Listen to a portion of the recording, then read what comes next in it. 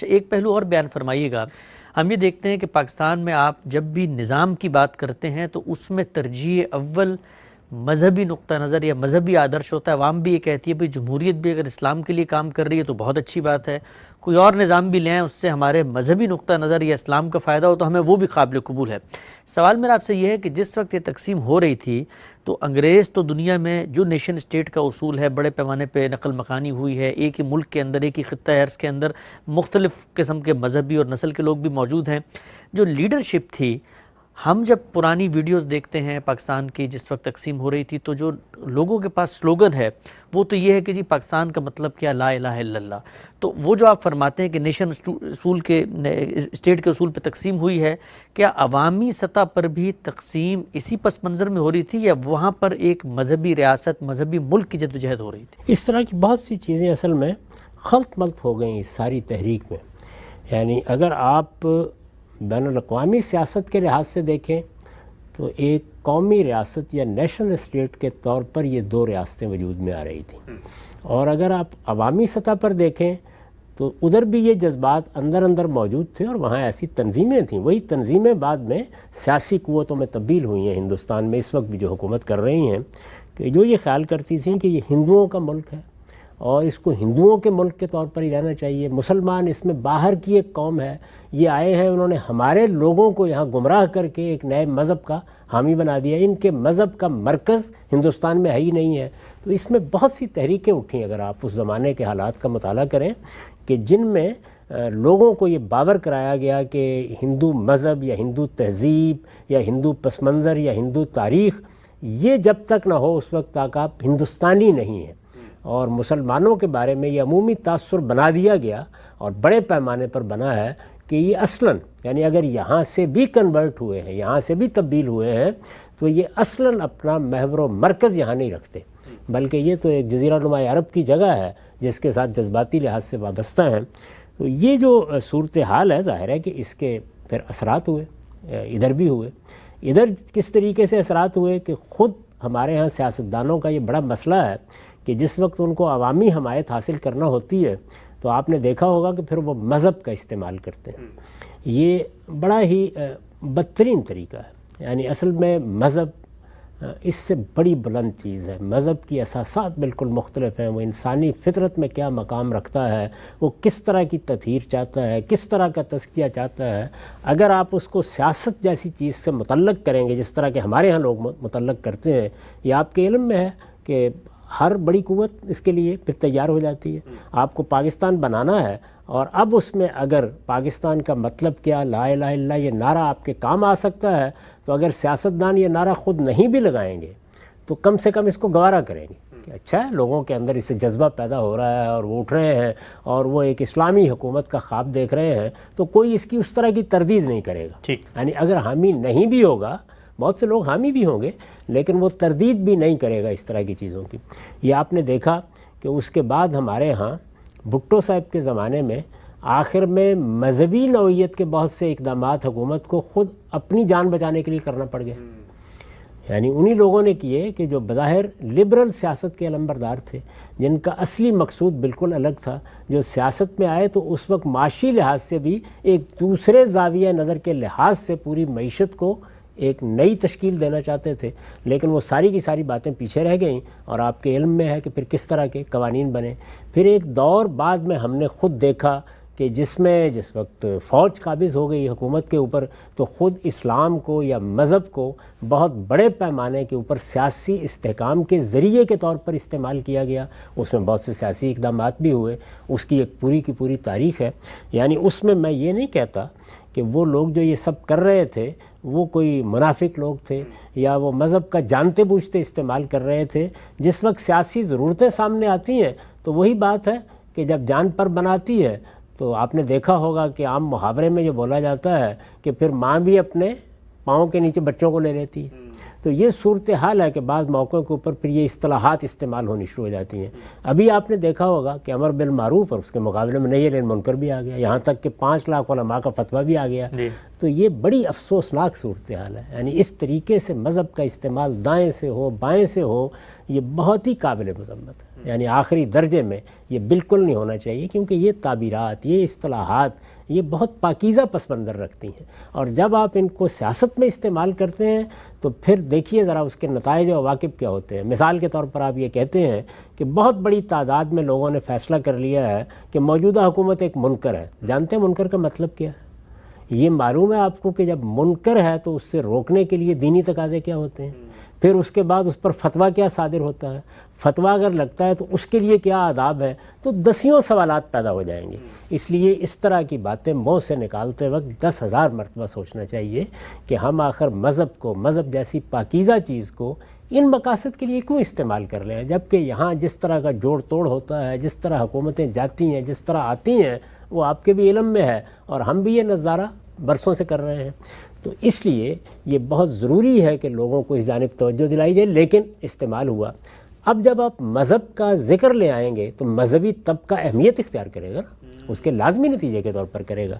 مذہبی طبقہ ہمارے ہاں بہت منظم ہے، اور اس کو منظم ہونے کے مواقع ملے ہیں، اس طرح کے مواقع ملے ہیں جو دنیا کے دوسرے ملکوں میں نہیں ملے۔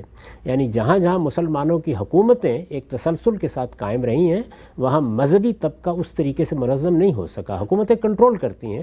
ہم نے ملیشیا میں دیکھا کہ وہاں صورتحال وہ نہیں بن سکی جو ہمارے ہاں بنی ہوئی ہے۔ مذہبی طبقے کو یہ طاقت حاصل ہے کہ وہ مذہبی تعلیم کا بندوبست کرتا ہے، اور وہ 2 نہیں 4 نہیں ہزاروں کی تعداد میں مدارس ہیں جن میں لوگوں کو تعلیم دیتا ہے۔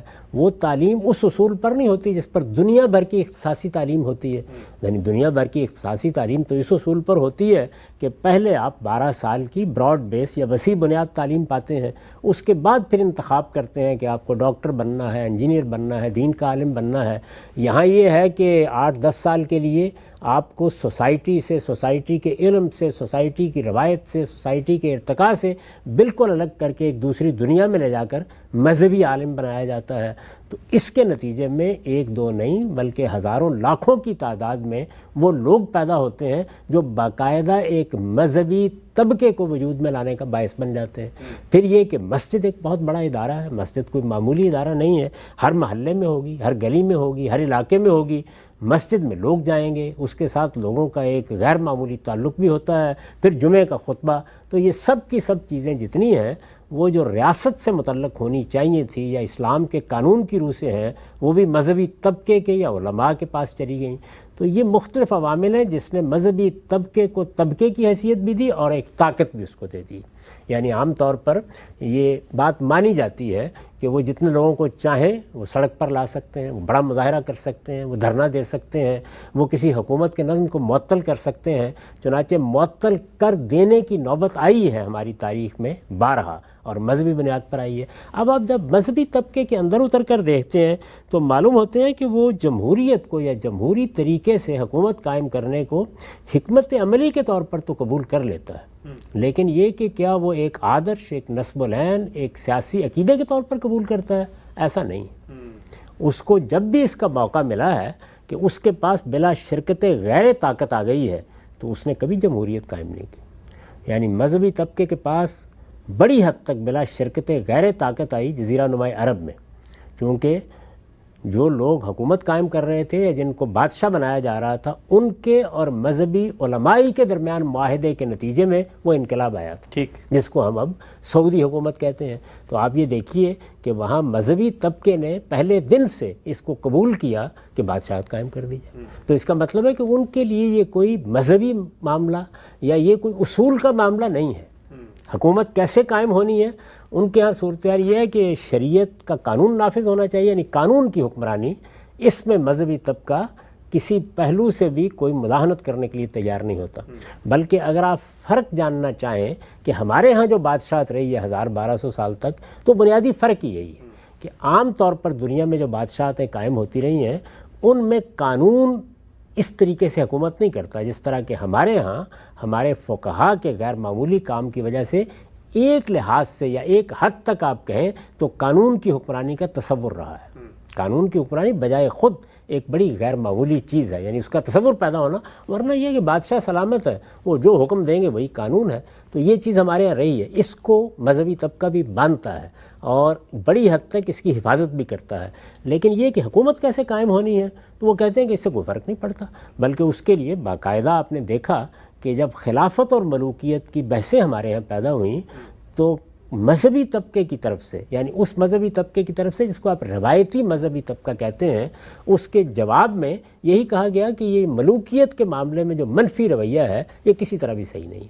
یعنی منفی رویے سے مراد یہ ہے کہ اس کو آپ بالکل ناجائز قرار دے دیں. تو وہ انہوں نے بیان کیا کہ دیکھیے یہاں تو پیغمبروں کا ذکر آتا ہے کہ جو بادشاہ تھے، اس میں استدلال کیا گیا باقاعدہ. بلکہ آپ اگر ان 2 کتابوں کا مطالعہ کریں جن میں سے ایک مولانا سید ابواللہ صاحب مودودی کے قلم سے نکلی خلافت و ملوکیت، اور اس کے جواب میں حافظ صلاح الدین یوسف صاحب نے جو تنقید لکھی، تو دونوں میں یہ بات بالکل واضح ہو جاتی ہے کہ مذہبی طبقہ یعنی روایتی مذہبی طبقہ کہاں سے دیکھتا ہے معاملات کو. تو ان کے ہاں جمہوریت اصول نہیں ہے، جمہوریت کوئی ضابطہ نہیں ہے، جمہوریت کوئی آدرش نہیں ہے، جمہوریت کوئی نصب العین نہیں ہے. یعنی جس طرح کہ میں عرض کرتا ہوں کہ اللہ نے ہماری رہنمائی یہ کی ہے، اسی کو ہمیں محکم پکڑنا ہے. اور یہ بات کہ اس دنیا کے اندر کسی جائز حکومت کے لیے 2 ہی صورتیں ہیں، یا اللہ تقرر کرے جو اس کائنات کا خالق ہے، میرا اور آپ کا خالق ہے، اور یا لوگ فیصلہ کریں. تو وہ اس طریقے سے نہیں دیکھتے. ان کے ہاں حکومت اچھی ہونی چاہیے، اس کو نتائج اچھے دینے چاہیے، اس میں قانون کی حکمرانی ہونی چاہیے. اس سے فرق نہیں پڑتا کہ وہ بادشاہت ہے، وہ خلافت ہے. جس طرح کی خلافت ہمارے یہاں رہی ہے وہ بادشاہت ہی تھی ایک طرح سے، اور یا یہ ہے کہ وہ کوئی جمہوری حکومت ہے. اس سے فرق نہیں پڑتا کوئی بھی. اور جمہوریت کو اگر وہ قبول کرتے ہیں کسی جگہ کے اوپر تو حکمت عملی کے طور پر قبول کرتے ہیں. یعنی چونکہ یہاں پر جمہوری نظام ہے، اس میں ایک بڑی سہولت حاصل ہو گئی ہے، اور وہ یہ کہ آپ لوگوں کی تائید سے حکومت میں آ سکتے ہیں. تو ہم بھی اس کو استعمال کریں گے، لیکن اگر ایک مرتبہ حکومت حاصل ہو جاتی ہے تو پھر دیکھیں گے کہ اس میں کیا نظم قائم کرنا ہے. یعنی اس میں ان کا نصب العین کیا ہے، آدرش کیا ہے، وہ ان کی اصطلاح کے مطابق خلافت ہی ہے. تو میں یہ عرض کر رہا تھا کہ سعودی عرب میں بھی یہی ہوا. اس کے بعد ایران میں میرے نزدیک سب سے اچھا تجربہ ہوا ہے. یعنی اس میں کیا ہے، اس میں یہ ہے کہ جو موجودہ زمانے میں جمہوریت نے بعض ادارے قائم کر دیے ہیں ان کو بھی ایک حد تک مان لیا گیا، اور اس کے ساتھ مذہبی طبقے کی حکومت چونکہ قائم کرنا ہی مقصود یہ تھا، اور اہل تشیع کے فکر میں اس کو بڑی بنیادی حیثیت بھی حاصل تھی. تو آپ نے یہ دیکھا کہ وہاں پر پھر تھیوکریسی کے ساتھ ڈیموکریسی کو ملا کر ایک اور نظم بنایا گیا ہے. سب سے اچھا یا بڑا تجربہ اگر اس پس منظر میں آپ کھڑے ہو جائیں تو وہی ہوا ہے. اس کے بعد آپ دیکھ لیجئے کہ ہمارے ہاں جو طالبان کی حکومتیں قائم ہیں، پہلے بھی قائم ہوئی، اس وقت بھی قائم ہو گئی ہے، تو وہاں تو کوئی جمہوریت کا نام نشان بھی آپ کو نہیں ملے گا. وہ اسی طریقے سے سوچتے ہیں جس طریقے سے عام طور پر آپ چین میں یا روس میں دیکھتے رہے ہیں. یعنی وہاں ایک پارٹی کی حکومت یا نظریاتی پارٹی کی حکومت کا تصور پیدا ہوا، اور یہاں یہ ہے کہ مذہبی طبقے یا طبقہ علماء کی حکومت کا ایک تصور ہے، اور اس کے اندر وہ کہتے ہیں ہم نے مشورہ بھی کر لیا ہے، شورا بھی ہو گئی، یہ سب ہو گیا ہے، لیکن یہ کہ پوری قوم کی رائے سے حکومت قائم ہونی چاہیے، پوری قوم کو اس میں شریک ہونا چاہیے، پوری قوم کو اس معاملے میں اپنا کردار ادا کرنا چاہیے. اس طرح کا کوئی مذہبی تصور موجود نہیں ہے.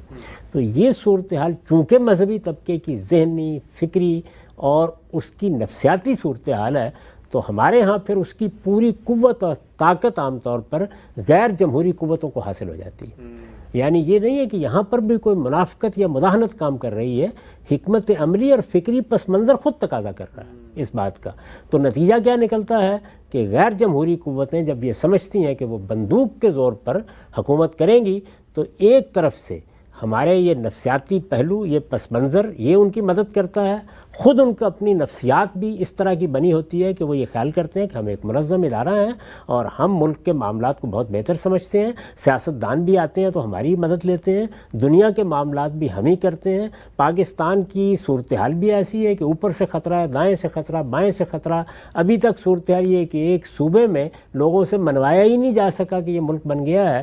تو یہ صورتحال تو یہ تقاضا کر رہی ہے کہ اس کو سیاستدانوں کے سپرد نہیں کیا جا سکتا.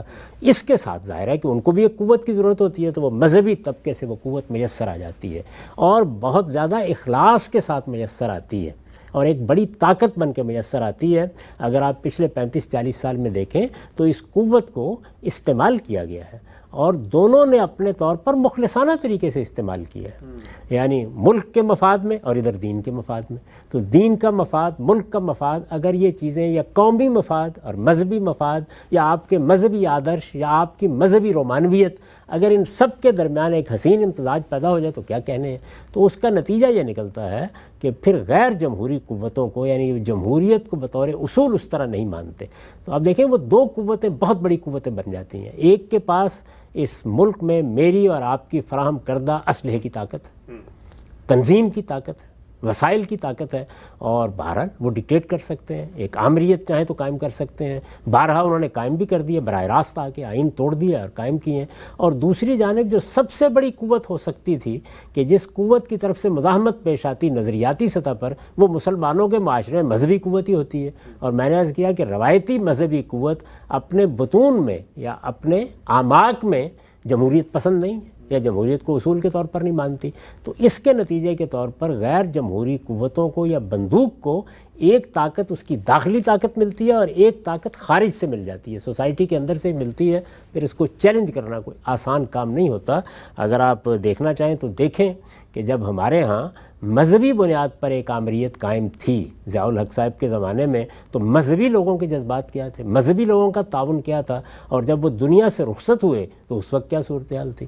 یعنی میں بھی مداح ہوں ذاتی حیثیت سے ان کا، اس لیے کہ کسی شخص کا ذاتی اخلاص، دین سے اس کا تعلق، یہ ایسی چیز نہیں ہوتی کہ جس کے بارے میں آپ شبہ کریں، لیکن وہ اپنی اس اسٹریٹجی اور حکمت عملی میں دین کو استعمال کرتا ہے۔ اس وقت بھی آپ دیکھ رہے ہیں کہ جن لوگوں نے دین کو، کسی نے امر بالمعروف اور کسی نے نہی عن المنکر کہہ کے استعمال کیا ہے، تو یہ تو نہیں کہ کوئی منافقت کی گئی ہے، نہیں، یہ اصل میں حکمت عملی کی وہ غلطی ہے جو ہمارے ہاں اس درجے تک ہو چکی ہوئی ہے کہ اب یہ گویا ہمارے وجود کا احاطہ کر چکی ہے۔ اس کی طرف توجہ دلائی جائے تو لوگوں کو تعجب ہوتا ہے۔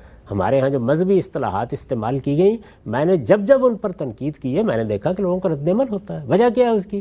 وجہ اس کی یہ ہے کہ وہ اس فرق کو نہیں سمجھتے کہ سیاست میں مذہب کی پابندی کرنے کا کیا مطلب ہے، یا مذہبی احکام کے تحت جینے کا کیا مطلب ہے، اور سیاسی مقاصد کے لیے مذہب کو استعمال کرنے میں کیا فرق ہے۔ اس کو سمجھنے کے لیے تیار نہیں ہوتے۔ تو ہمارا جو منظر ہے وہ یہ ہے۔ اس منظر میں جمہوریت کی جنگ یا جمہوریت کو ایک آدرش نصب العین قرار دے کر اس کے لیے جدوجہد، یہ بہت قربانیاں مانگتی ہے اور بڑی محنت مانگتی ہے، یہ اتنی آسانی سے ہونے والا معاملہ نہیں ہے۔ آپ صاحب بہت ہی غیر معمولی انداز میں آپ نے تجزیہ کیا ہے جو ہمارا پس منظر ہے۔